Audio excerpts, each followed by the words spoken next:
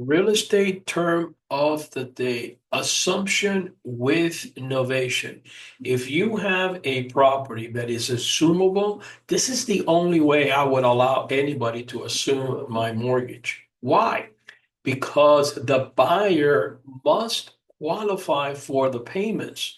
And what happens? It releases the seller from any future obligation. If you have any other type of assumption, a regular assumption or an assumption that is known subject to, the seller's on the hook.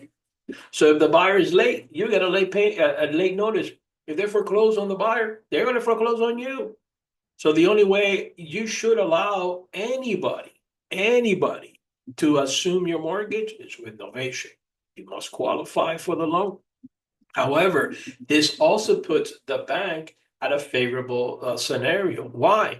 Because the bank can give you a different interest rate. Hey, it's 3.5. How about we make it 4.5?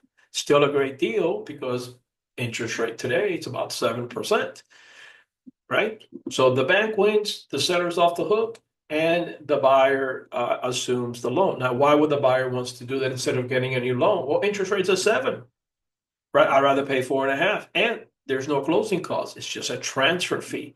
That is all that you pay. For more tips and tricks, please visit my website. And if you want to set up a one-on-one tutoring session for the state sales agents test or the brokers, go ahead and pick a time and date, and I'll be more than happy to help you. Till next time.